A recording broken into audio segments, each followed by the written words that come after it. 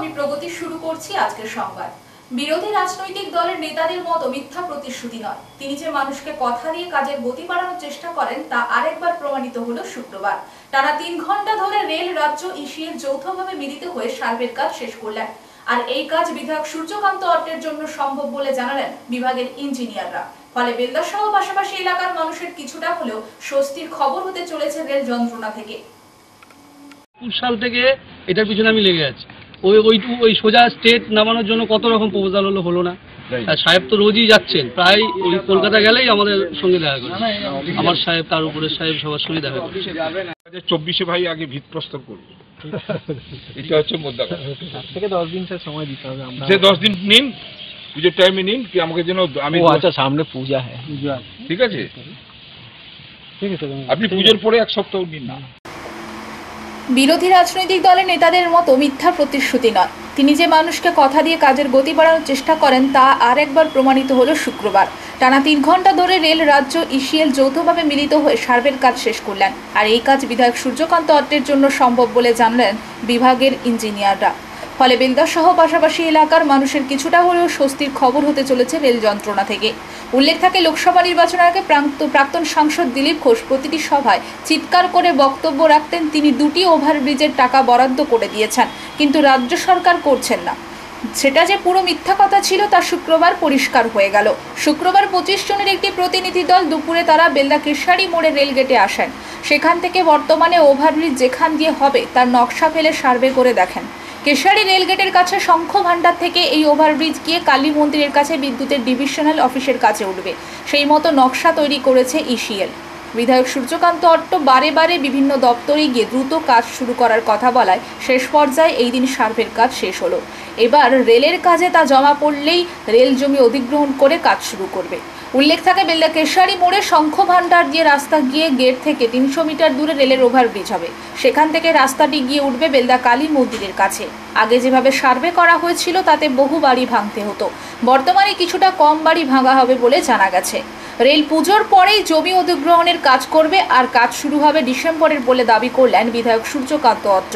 তার বক্তব্য, বেলদার মানুষকে যেভাবে বাম নেতারা নানা মিথ্যা প্রতিশ্রুতি দিয়ে কোনো কাজ করেনি, বিজেপির সাংসদ 5 বছর থেকেও মিথ্যা কথা ছাড়া মানুষের কোনো কাজে লাগেনি। সেখানে মানুষের কথা ভেবে এই ব্রিজের গুরুত্ব রয়েছে, তাই যত দ্রুত সম্ভব ওভারব্রিজ তৈরি করে তা শেষ করা যায় তার চেষ্টা চলছে। রাজ্য সরকারের পূর্ত দপ্তরের আধিকারিকরা বলেন, 2021 সাল থেকে বারে বারে সার্ভে করেও কাজ শুরু করা যায়নি। সঠিকভাবে জায়গা না পাওয়ার জন্য এবার সঠিক একটি সিদ্ধান্তে আসা গেছে। রেলের কাজে সমস্ত কিছু পাঠিয়ে দেওয়া হচ্ছে, যাতে দ্রুত কাজ শুরু করা যায় সেই চেষ্টা আমরা করছি। আর এতে খুশি বেলদা সহ পাশাপাশি এলাকার মানুষরা।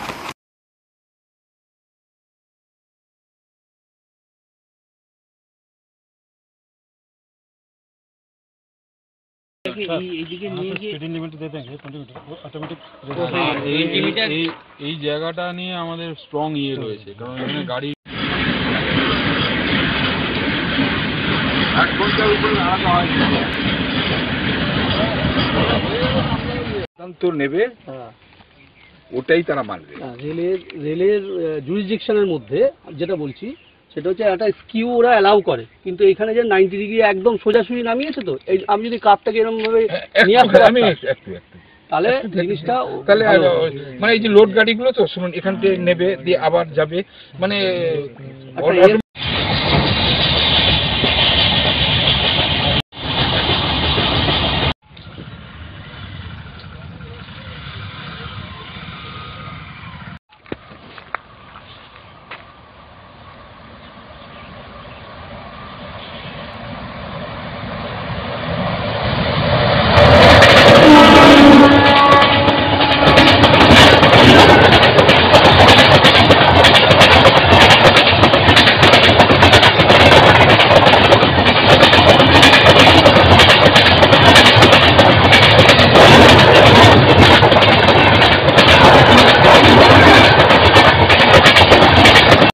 ফ্ল্যাট কাট করে এখান থেকে বেরিয়ে আসতে পারবো।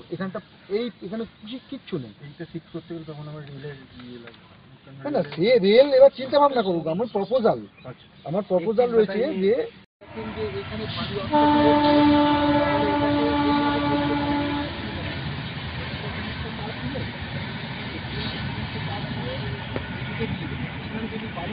কি তাহলে ব্রিজটা হচ্ছে? আমাদের লোকাল সঙ্গে সেই জায়গায় আমরা এখনো নেই। আমরা চেষ্টা করবো, আমরা চেষ্টা করতে পারি। জমি অ্যাকুইজিশন হবে, জমি পাওয়া যাবে, ল্যান্ড বিল্ডিং ভাঙতে দেবে, এসব অনেক রকম। মোটামুটি সার্ভের কাজ কমপ্লিট হলো? সার্ভে আমরা করছি না, সার্ভে HSCL করছি। রেলের তরফ থেকে করা হচ্ছে। রেল দিলীপ ঘোষ প্রতিশ্রুতি দিয়েছিল, পালন করতে পারেন আপনি? না, আমি ওই নেতা মন্ত্রী এসব কথা বন্ধ। আজকে আমাদের উপস্থিত আছেন স্টেট গভর্নমেন্টের ইঞ্জিনিয়ার, HSCL এর ইঞ্জিনিয়ার, জয়েন্টলি আজকে ইনকোয়ারি, যাতে কাজটা দ্রুততার সঙ্গে করা যায়, এবং যার জন্য আমরাও লোকাল লোক, লোকাল MLA, লোকাল জনপ্রতিনিধি সবাই উপস্থিত আছি, সবাই হেল্প করছি, যাতে জয়েন্টলি ইনকোয়ারি করে এবং কাজটা যাতে সহজে সম্পন্ন করা যায়। একটা সমস্যা ছিল, সিদ্ধান্তের দূরত্ব ছিল। HLCL এবং আমাদের স্টেট গভর্নমেন্টের ইঞ্জিনিয়ার এই মানে ওই কার্ভ নিয়ে, যেহেতু ন্যাশনাল হাইওয়ে, স্টেট হাইওয়ে, এটা নিয়ে একটা সমস্যা ছিল, গাড়ি কী করে উঠবে নামবে, সেটা নিয়ে ইঞ্জিনিয়াররা অ্যাডভাইস করেছে HSCL-কে, তারা সেটা মেনে নিয়েছে। দ্রুততার সঙ্গে এটা পুজোর পরেই সে ড্রয়িং কমপ্লিট হবে। তারপর আমাদের দায়িত্ব, স্টেট গভর্নমেন্টের দায়িত্ব, জায়গা অধিগ্রহণ করা, রেলকে রেলের হাতে তুলে দেওয়া। কোথা থেকে চিন্তা ভাবনা করছেন, কোথা থেকে হবে? এই তো যেটা এই যে সামনেই দেখানো হলো, ড্রয়িংটা তুমি ছবি নিতে পারো। নিয়েছি। সংঘ ভান্ডার থেকে শুরু করে আমাদের এই একদম আমাদের যেটা ডিভিশন ইলেকট্রিক অফিস, ওরই কাছেই এন্ড হবে।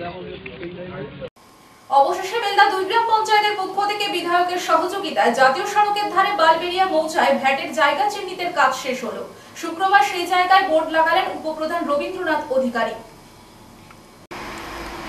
অবশেষে বেলদা 2 গ্রাম পঞ্চায়েতের পক্ষ থেকে বিধায়কের সহযোগিতায় জাতীয় সড়কের ধারে বারবেরিয়া মৌজায় ভ্যাটের জায়গা চিহ্নিতের কাজ শেষ হলো।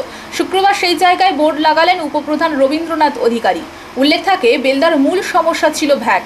ময়লা ফেলার জায়গা না থাকায় বেলদা কালী মন্দিরের কাছে সমস্ত কিছু ময়লা ফেলায় এক প্রকার পরিবেশ দূষণ ছড়ায়।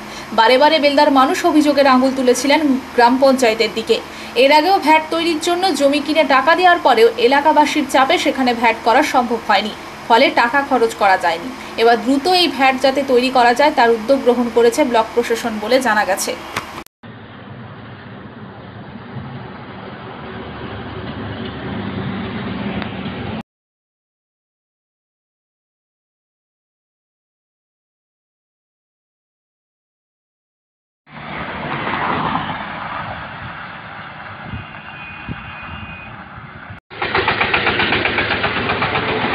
এখানে কিসের বোর্ড লাগালেন?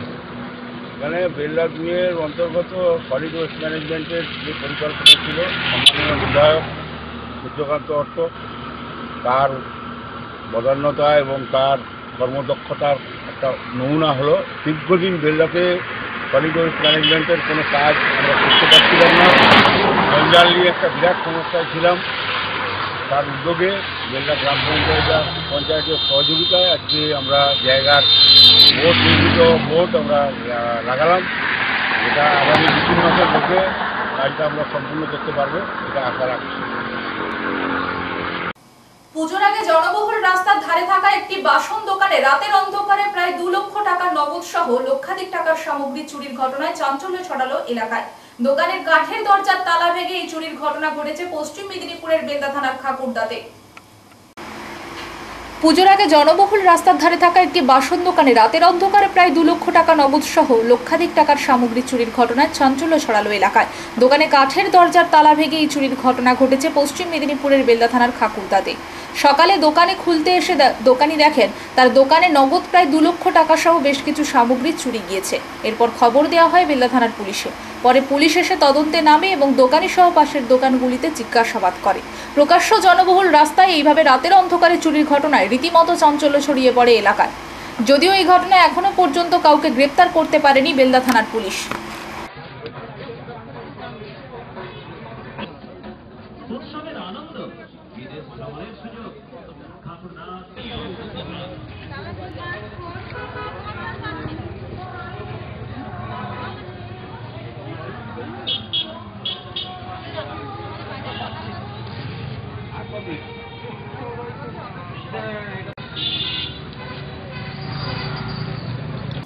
বৃষ্টির মধ্যে ভার্চুয়ালের মাধ্যমে জেলার বিভিন্ন পুজো মণ্ডপের উদ্বোধন করলেন রাজ্যের মুখ্যমন্ত্রী মমতা বন্দ্যোপাধ্যায়। শুক্রবার দ্বিতীয় দফায় প্রতিটি জেলায় 15 থেকে 20টি করে পুজোর উদ্বোধন করলেন।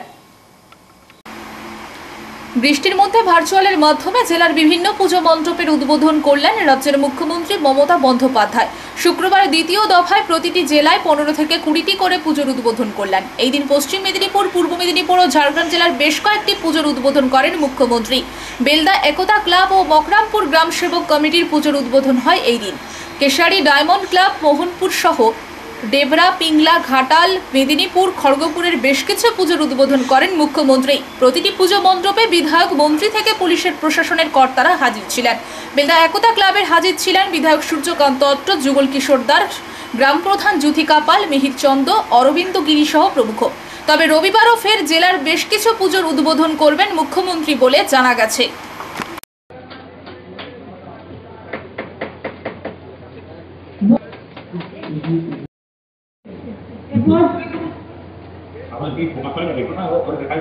জেলা ঝাড়গ্রাম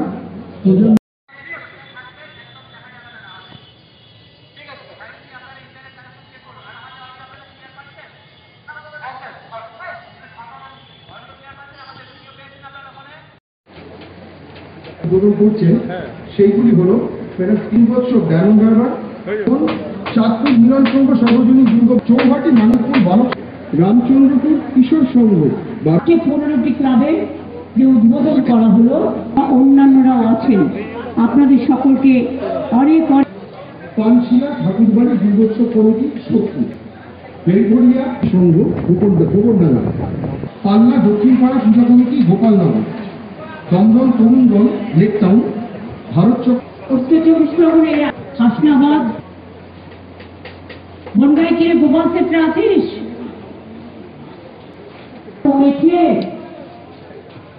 দেখতে পাচ্ছি।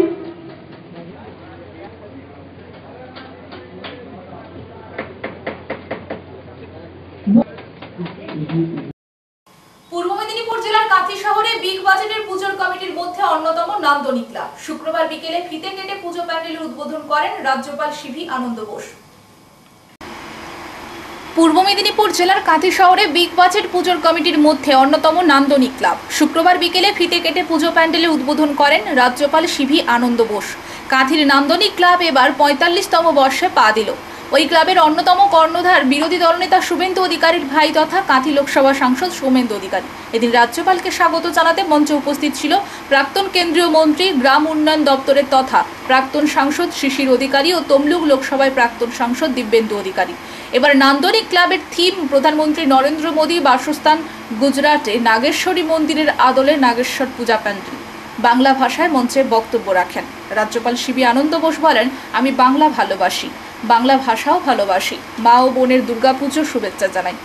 দুর্নীতির বিরুদ্ধে লড়াই চলবে, হিংসা শেষ করব। কাঁথি লোকসভা প্রাক্তন সাংসদ শিশির অধিকারী বলেন, পবিত্র মাটিতে বহু মানুষ রয়েছেন, ব্রিটিশ অত্যাচার সহ্য করেছি। মঞ্চে বক্তব্য রাখতে গিয়ে হাসপাতালে ঘটে যাওয়া অভয়ার বিচার চাই কথা তুলে ধরেন। আরও বলেন, অভয়ার বিচার চাই। আর.জি.কর হাসপাতালে পড়ুয়া চিকিৎসকের মৃত্যুর ঘটনায় সারা বাংলা নয় সারা দেশে প্রভাব পড়েছে। অভয়ার উপর যারা নারকীয় অত্যাচারের ঘটনা ঘটিয়েছে তাদের কঠোরতম শাস্তি চাই।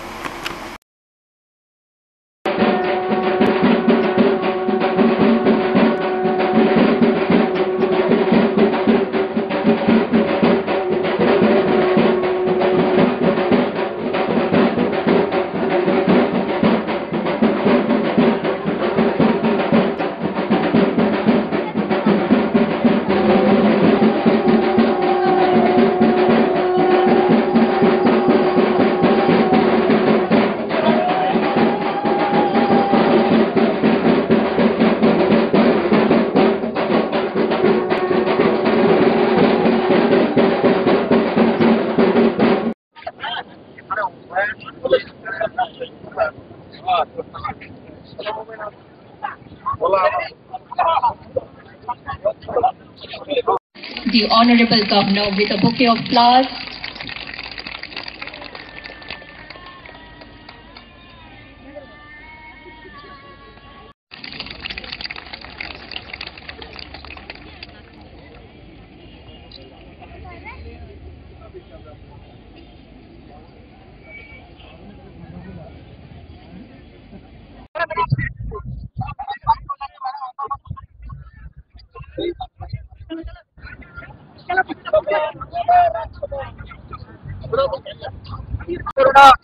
এরকম করো না, এরকম করো না, খেলো না, খেলো না, খেলো না।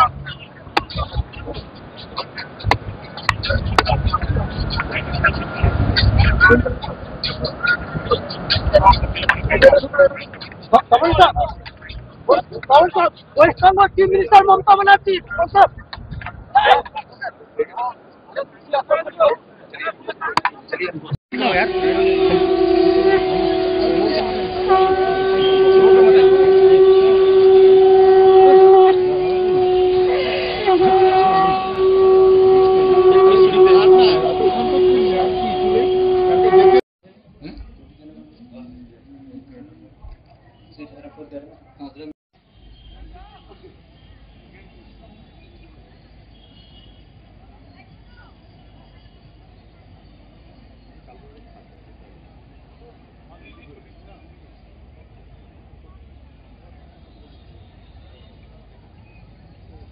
তো একই কথা, অসুর ধ্বংস করা, শক্তি মাগো, ভবিষ্যৎ প্রজন্মকে শক্তিশালী অর্থনীতি, সমাজনীতি দাও, শক্তি দাও, আরো বেশি শক্তি দাও, সমস্ত প্রকার দুষ্কর্ম থেকে বেরিয়ে গিয়ে বাংলা যেন আরো শক্তিশালী হয়। দাবি করছেন যে অভয়ার বিচার চাই। অভয়ার তো বিচার আমরা চাইছি। মৃত অভয়া প্রমাণ করে গেল শক্তি কত তার, সারা ভারতবর্ষকে নাড়িয়ে দিয়েছে, বাংলা নয়, ভারতবর্ষ নয়, সারা পৃথিবীকে নাড়িয়ে দিয়ে গেছে অভয়া। এবং সেই আদর্শে মানুষ আজকে আরো শক্তি সঞ্চয় করে সত্যর প্রতিষ্ঠা করুক। যারা এদেরকে ধ্বংস করেছে, ওকে যারা সর্বনাশ করেছে, তাদের উপযুক্ত শাস্তি হোক, মানুষ সুখে থাক। ঘাটালের মনসুকা বন্যা কবলিত এলাকায় ত্রাণ বিতরণ করল প্রাক্তন আইপিএস ভারতী ঘোষ। এলাকার কয়েকশো সাধারণ মানুষের হাতে ত্রাণ তুলে দেন ভারতী ঘোষ। এদিন তিনি ফের ঘাটাল মাস্টার প্ল্যান নিয়ে সাংসদ দেবকে তীব্র কটাক্ষ করেন। এছাড়াও তিনি জানান, ঘাটাল মাস্টার প্ল্যান নিয়ে প্রধানমন্ত্রীকে এর আগেও জানিয়েছেন, আবারও চিঠি করে জানাবো। রেডি ম্যাডাম, আসুন।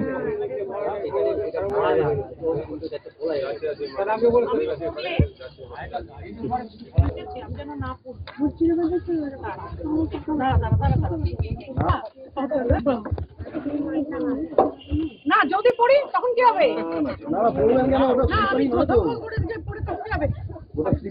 এই শাড়িগুলো তো এখন পড়তে শিখেছি রে। আমাকে বলেছিল দীপ যে আপনি পেনশন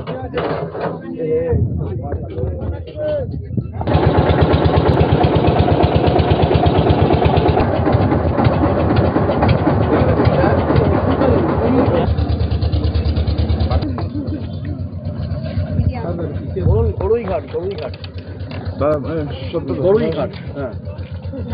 তোর কথা মতো আমার গলায় ঠান্ডা লেগেছে, ঠিক আছে? মাদের বোনদের সবাইকে নমস্কার জানাচ্ছি। একটু দেরি হয়ে গেল, এখন চালু করে দিচ্ছি, কোনো অসুবিধা নেই। আধ ঘন্টার মধ্যে সব করে দেবো, ঠিক আছে?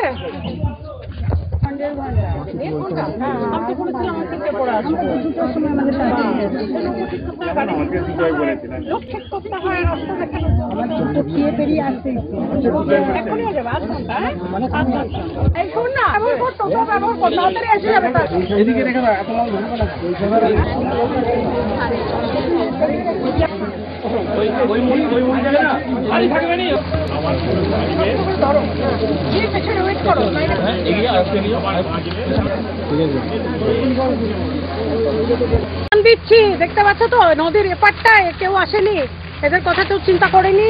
আমি এলাম, একটু দিচ্ছি, একটু এই আর কি, আর কিছু না। চিনিটা দাও। হ্যাঁ, এটা তো ঘাটাল, এটা সাংসদের জায়গা, তারপরেও কেন আমাদেরকে মানে আপনাদেরকে ত্রাণ দিতে আসতে হচ্ছে? তার কারণ সাংসদের শ দেখা যায়নি, টিকি দেখা যায়নি, তিনি আসেন না, তিনি বসেন না, তিনি কোনো ত্রাণ কেন তাও দেন না, ঠিক আছে? সুতরাং এইরকম একজন লোককে এনারা নির্বাচন করেছেন ভুল করে, এখন করা যাবে কি? এখন তো কিছু করার নেই, তার কারণ মানুষগুলো ভুগছে, আসতে হচ্ছে, আমাকে আসতে হবে, আসছি, কি করবো? মানুষ তো, আমিও মানুষ, এরাও মানুষ। মাত্র 4 মাসের আলোচনায় কি মাস্টার প্ল্যান করা যায়? দেব বলছে এটা 4 মাসের জিনিস না। 2011 সালে মাননীয় মুখ্যমন্ত্রী ক্ষমতায় আসার আগে বলেছিলেন, আমি আসা মাত্রই 2 মাসের মধ্যে ঘাটাল মাস্টার প্ল্যান রূপায়িত করব।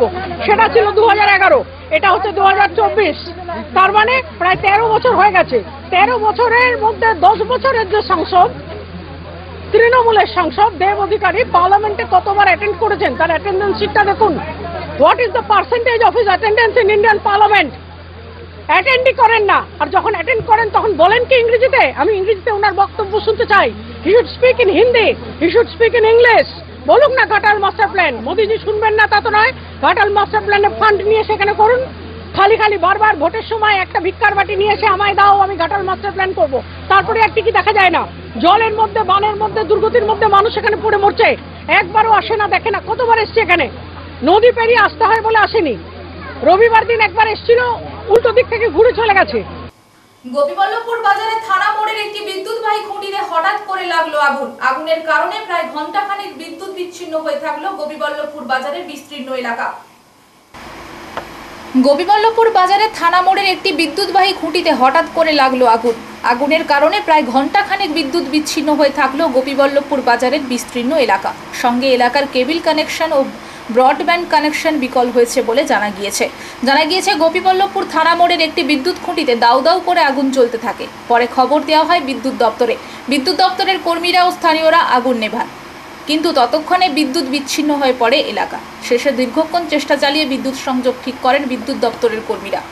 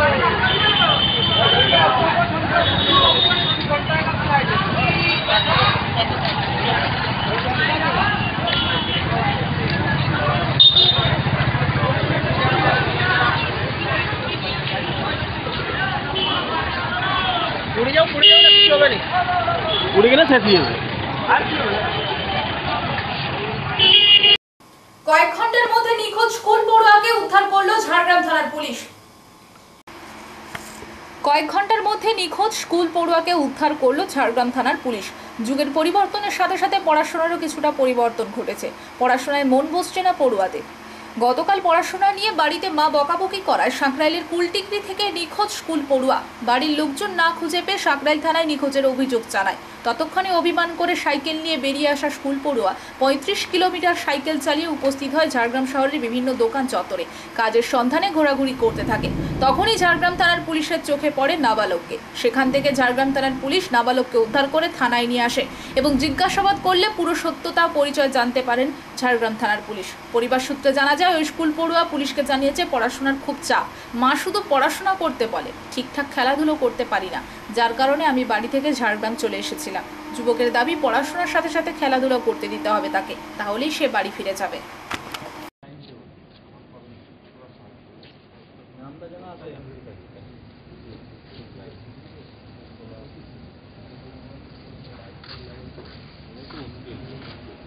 এই কেপি তুই এক্সট্রা ডিউটি বেটে রাখবি, তোর ওইটা কালকে কিন্তু প্রচুর ভিড় হবে। সংবাদ এই পর্যন্ত। নমস্কার।